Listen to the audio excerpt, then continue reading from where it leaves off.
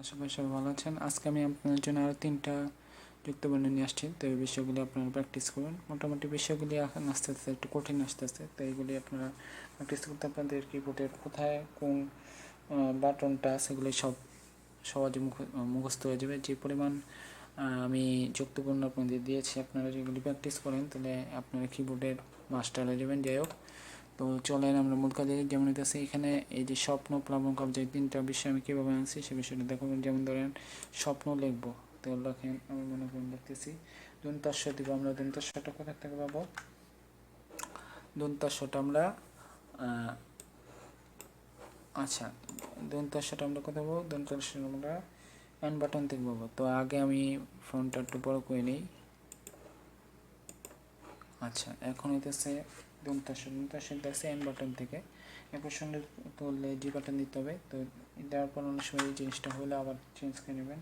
দন্তাস্ব দেওয়ার পরে জি বাটন দিবেন। দেওয়ার পরে বটা কোথায় হতে পাবেন? এস বাটন থেকে। তো এখান থেকে নিয়ে আসবে, এই যে হয়ে গেল। এখন হইতেছে প করতে পাবেন, পটা হইতেছে আর বাটন থেকে। এরপর হইতেছে সংযুক্ত করতে হবে, জি বাটন দিতে হবে। তারপর নটা আমরা কোথায় পাবো? নটা হইতেছে বি বাটন থেকে। এই হয়ে গেল স্বপ্ন। এবার হইতেছে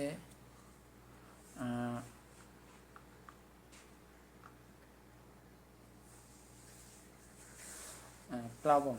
প্লাবনটা আমরা কি? প্লাবনটা হইতেছে পট আমরা কোথায় পাবো? পট হইতেছে আমরা আর বাটন থেকে পাবো।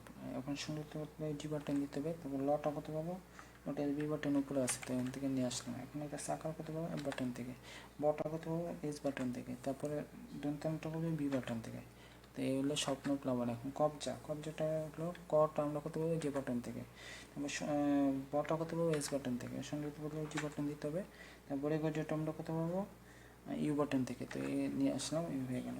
এখন আকারটা করতে হবে এফ বাটন। তো আশা করি বিষয়টা বুঝতে পারছেন। তো ভিডিওটি যদি ভালো লেগে থাকে ভিডিওটি একটু লাইক দেবেন, চ্যানেলটি সাবস্ক্রাইব করবেন। যারা চ্যানেলের নতুন আছেন, চ্যানেল ভিডিওগুলো দেখাবো যদি ভালো লাগে সাবস্ক্রাইব করার সাথে থাকবেন। তো সবাইকে ধন্যবাদ। আল্লাহ হাফেজ, আসসালামু আলাইকুম।